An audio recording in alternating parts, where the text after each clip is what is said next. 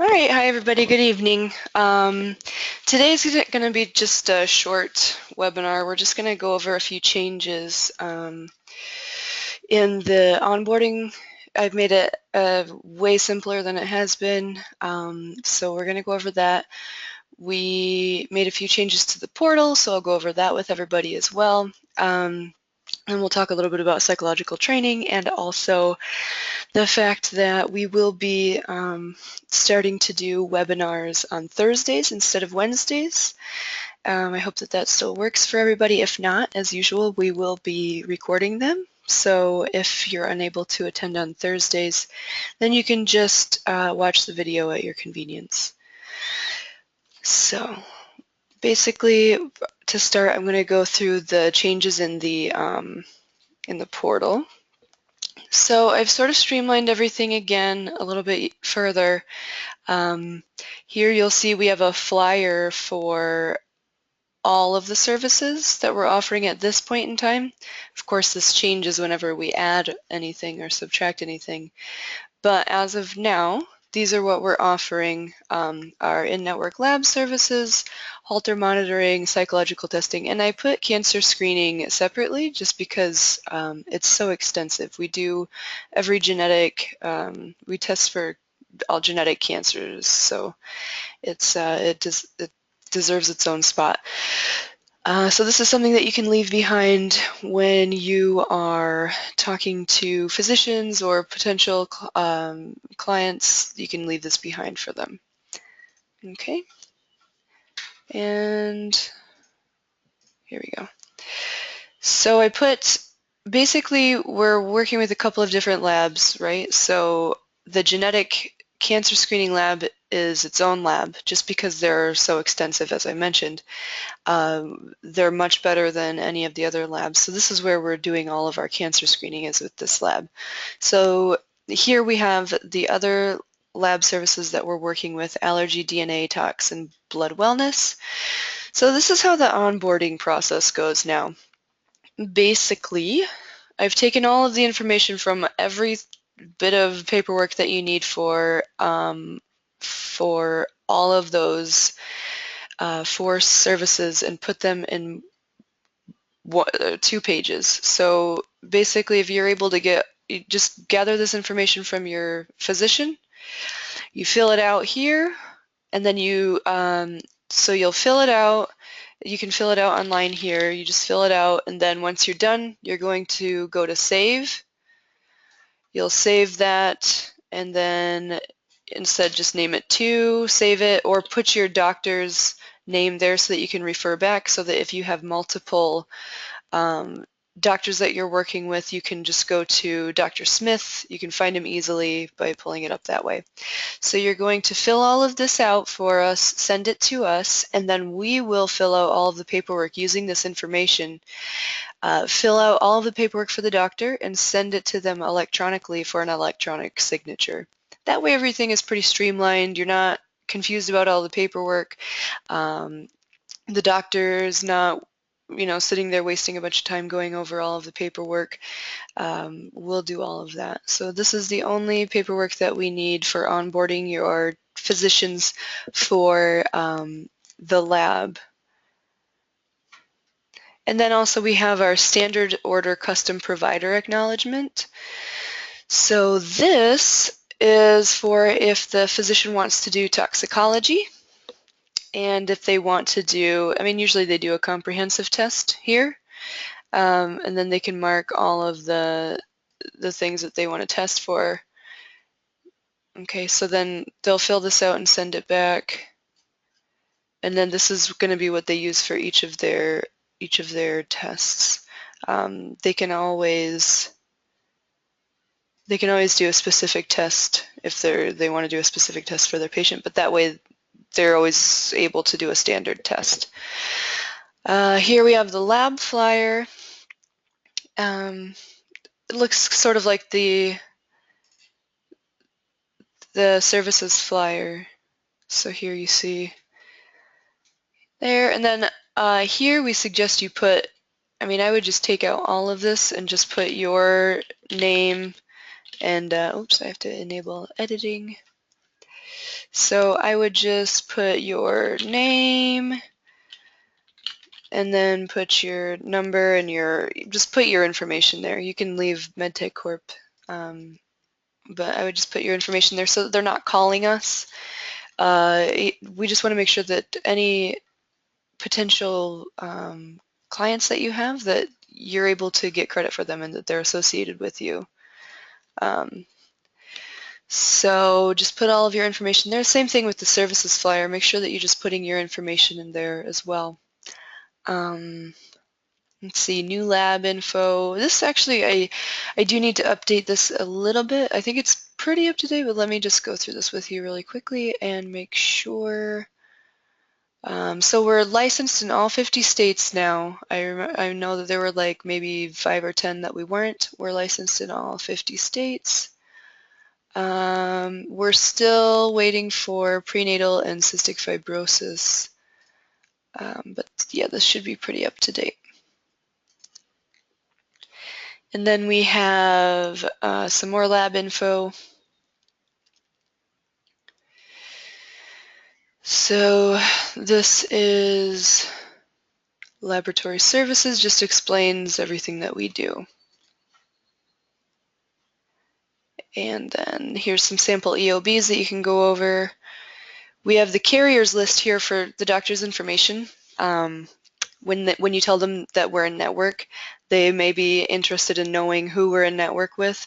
So this is a list of our in-network insurance carriers that you can print out and put in your binder so that you can show it when you're out and about. Okay.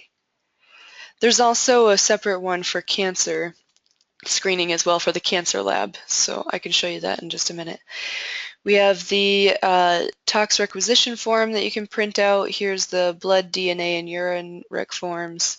We have the ICD-10 codes here so that if the doctor's asking about ICD-10 codes and how they should bill, we have some sample reports as well. And I'm always updating this portal, so just hold on, I have a question here. Can we do psych testing in all 50 states too? Yes, we certainly can. So here's what this report looks like. And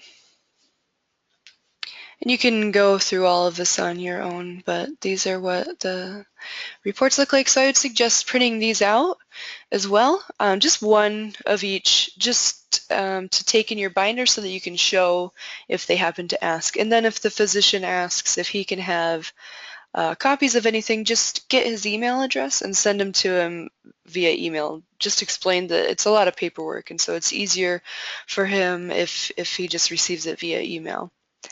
And then there's just a bit of, for your knowledge, just so that you know how it works. And also if the physician's interested as well. Here's some a little bit of training on how to use the urine cups and the blood procedure as well. Okay. So let's look really quickly at, and if you have any questions while we're going through this, you can ask. If I can't answer them right away, I'll do it at the end of the webinar. All right, so the genetic cancer screening, as I said, I did it separately because, I mean, look at all of this. There's a lot of stuff here. I sort of did a brief video, a little bit of training for this. I probably need to update it again, but let's see, cancer tests.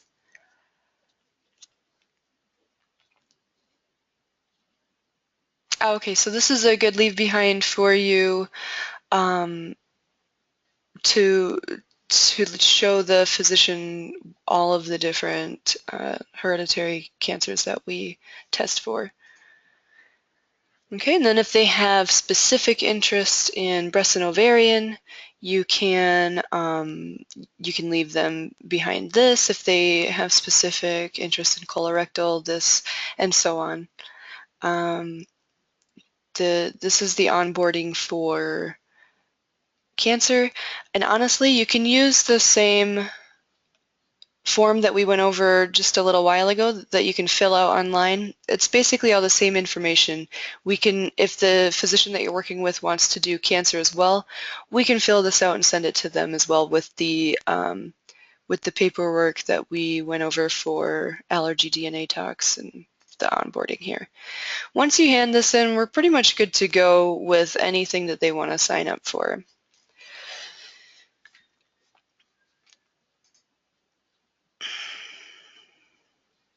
Okay, let's see. I have another question. DNA testing, does the doctor extra revenue for testing?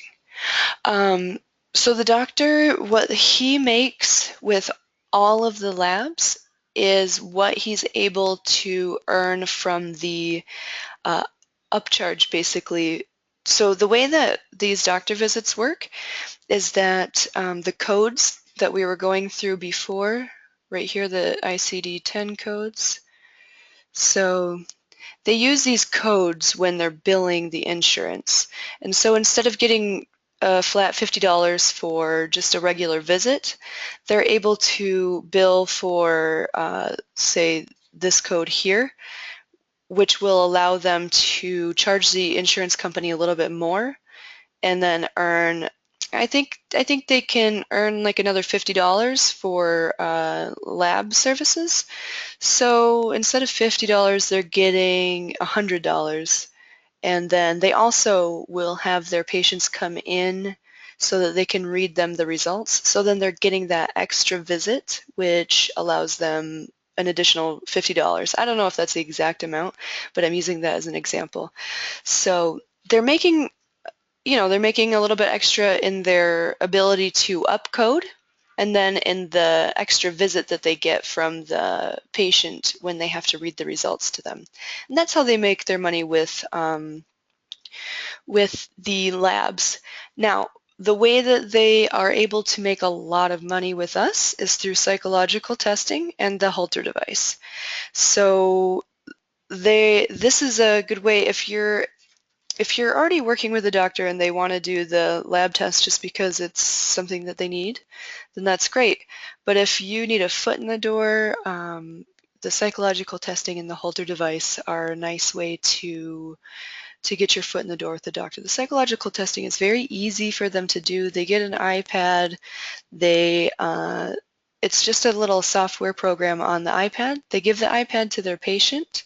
The patient fills out a little bit of a test. It takes them about 5 minutes or so, and then once they hit submit, that sends the doctor or the nurse or whoever's evaluating the test, that sends them the results, and then they can evaluate the patient based on the results. This is good for psychological testing. It's good for pain doctors because they can see if the patient has addictive personality, basically.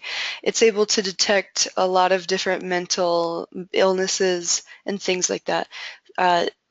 Insurance is reimbursed at a pretty high rate, and the doctors make quite a bit.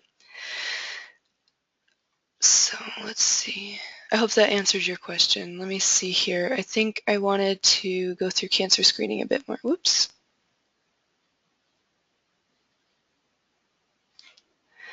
Okay.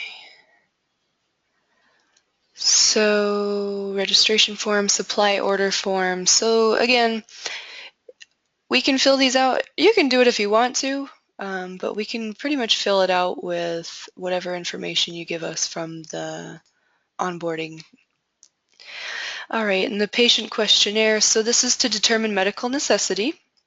I have gone through this with everybody already, so hopefully I'm not being too redundant, but this is for the patient to fill out. They fill out if they themselves have had melanoma, they'll put it here, the age. If it was a relative on their mother's side, then they'll put here who it was, their age, and on their father's side, they'll put it over here.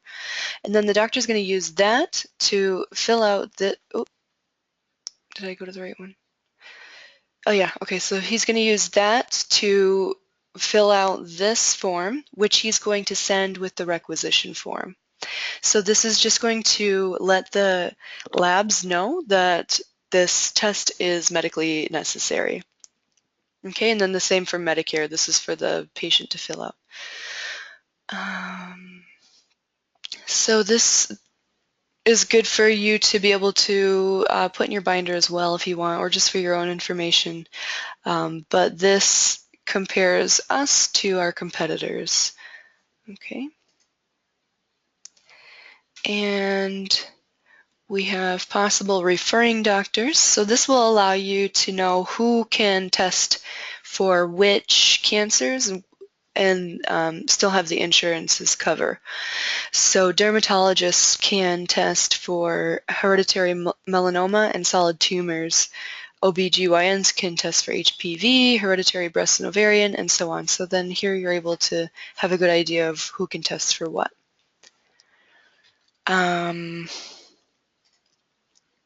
Workflow sheet. Oh, okay, so this is just the workflow sheet. All right, just sort of spells everything out. And then we have requisition forms. So these are the rec forms. ICD-10 codes that I was going through with you guys for the other ones. So this is how they will bill insurances for these specific types of hereditary cancer. And they're all in, it's all color-coded. So we have gastric. These are the ones for gastric so that they're able to easily look it up. And then breast and ovarian. And then this is an example of the report that they receive. It's very easy to read. Here you have in giant red letters, positive. This is an established cancer predisposition. And then it gives a summary on the interpretation. And then there are recommendations based on the results. It's just very well organized. Everybody's been very happy with it. So that's a good printout for your binder as well. Here are a list of some frequently asked questions as far as the cancer lab goes, so you can go through this on your own time if you'd like. Some pretty good questions in there. And then just a couple more documents that you can go through if you'd like to learn a little bit more about the cancer screening. The billing. So this explains cash pay. It talks about how much specific tests are. So 94 gene panel is $4,995. If you only want 52 genes, then it's $3,995. HPV test is 60, and so on. Explanation of financial assistance. So as with all of our labs, this lab is very good about working with patients if their insurances don't pay a portion of it, or if the insurance doesn't pay at all, then they'll do a payment plan with them where, if they're making up to $50,000 a year, then they pay $40 a month and so on. So it explains the financial assistance, and then these are the applications for them to fill out for financial assistance. So this is the one that the patient fills out, and then this is the one that the physician fills out for the patient. Okay, pretty quick and easy. So that's that. And then we went through the Holter device last time. So sign up form.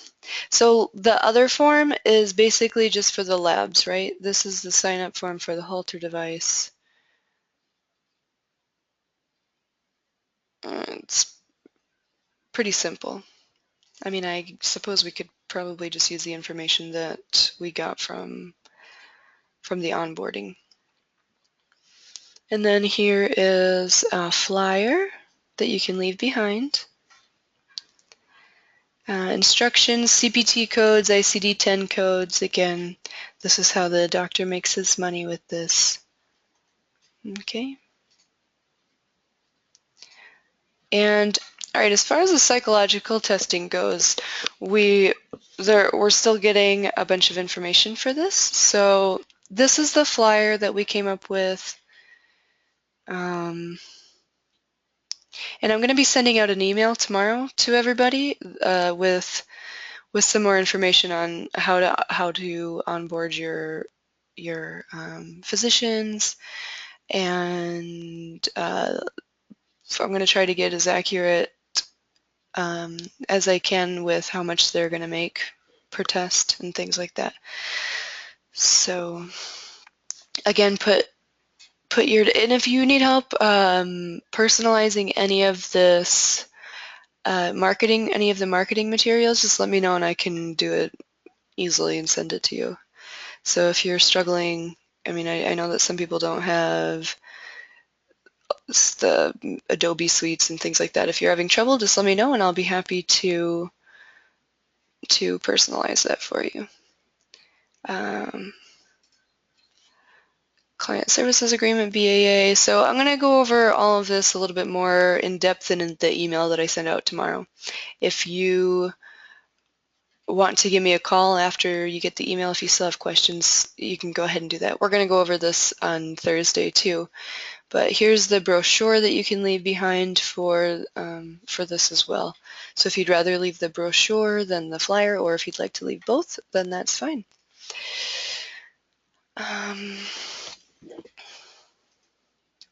Let's see. And then I put the webinars here under webinars. So this is last week's and so on. And then here we have some marketing tips that we went over before, but I don't think I made any changes to this, so it's the same. But basically that's it. I did have a question so it's going to be Thursdays starting next week. So there will not be a webinar tomorrow, but there will be a webinar next Thursday, which will be, oh my gosh, it's going to be March already. So it's going to be the 3rd of March. That'll be our next webinar, and it'll send you the reminder. So let's see here. So the psychological test, I had somebody asking me how long the test takes. It usually is about 5 minutes or so for the patient to complete.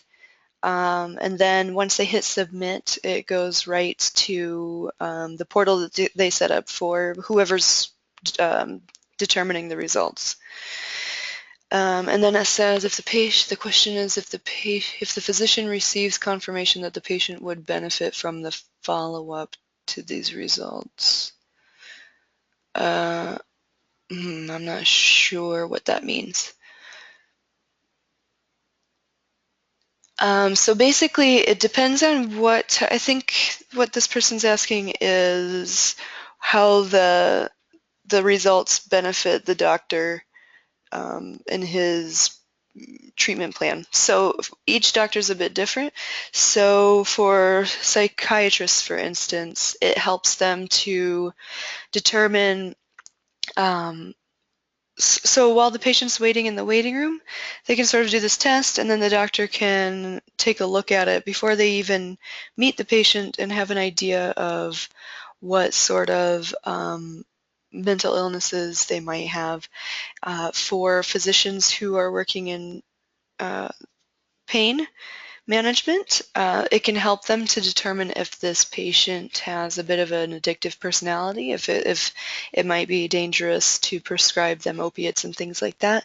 There's all sorts of different ways that this can benefit the patient and the physician. So with the email that I send you, hopefully it'll be tomorrow. If not, it'll be early Friday. But I'll go into that. That's a good question. I'll go into that a little bit more in depth once I have a more extensive answer for you. But did anybody else have any other questions for me tonight? You can always, as you know, send me an email with any questions that you have as well. But if you have any questions for me while I'm right here, go ahead. But other than that, I think that's all I wanted to go over tonight. Let's take a look at the agenda again. Yeah, I think that's just about it. So starting next week, the webinars will be on Thursdays, same time, 6 p.m. Eastern time. And again, if you're unable to watch it or to attend, then you can watch it on your own time by visiting the webinars part of the sales portal. Okay. All right, everybody. Thank you so much for attending, and let me know if you have any questions. You can call me. I'm here between 9 a.m. Eastern Time and 6 p.m. Eastern Time. More or less. I mean, sometimes I work a bit later, so just shoot me an email or give me a call, okay? Everybody have a good night. Thanks.